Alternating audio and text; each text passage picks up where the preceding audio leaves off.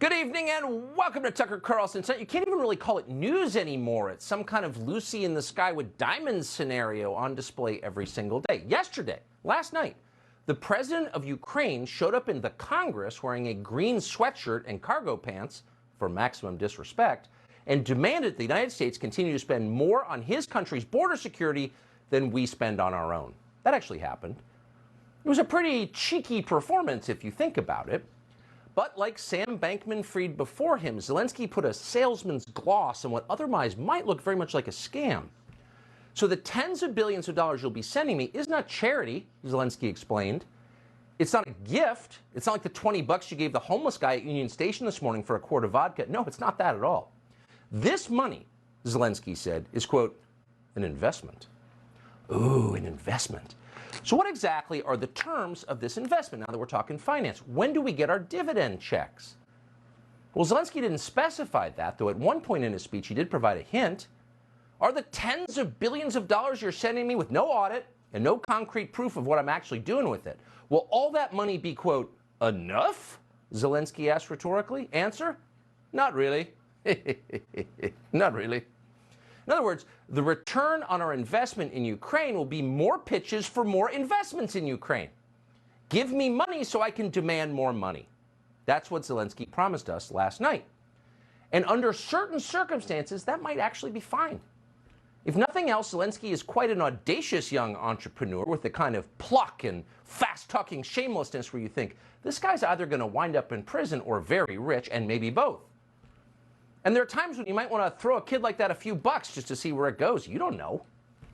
But unfortunately, this is not one of those times. The United States is flat out of money, and not just in some abstract PowerPoint presentation kind of way where we show you graphs of the national debt, and then we all pretend to be shocked and horrified. No. The United States is broke in a real way, meaning we can no longer afford to take care of our citizens. For example, 15 million Americans are about to lose their health care coverage under Medicaid.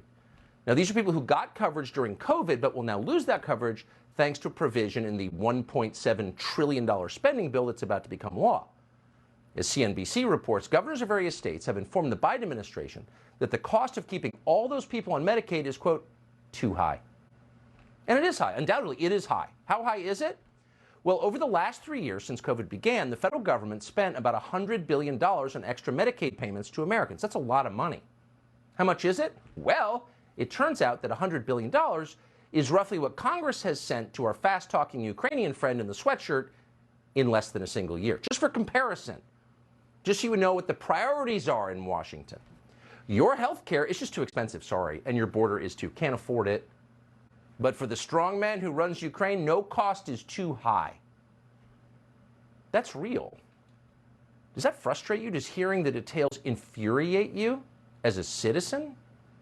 Imagine if you went to Congress to plead your case. Maybe you showed up in a sweatshirt to tell them what you think. I'm an American citizen, you might say. I've lived here my entire life. I've paid taxes. I've followed the law. I've supported the system my grandfathers built because I believed in that system.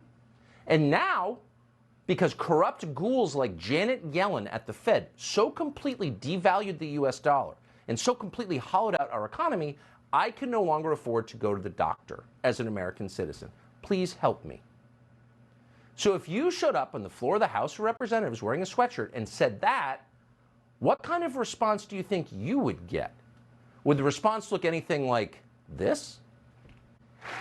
I assure you that Ukrainian soldiers can perfectly operate American tanks and planes themselves. Thank you for both financial packages you have already provided us with and the ones you may be willing to decide on. Your money is not charity. It's an investment in the global security and democracy that we handle in the most responsible way. We're handling your money in the most responsible way. Take our word for it.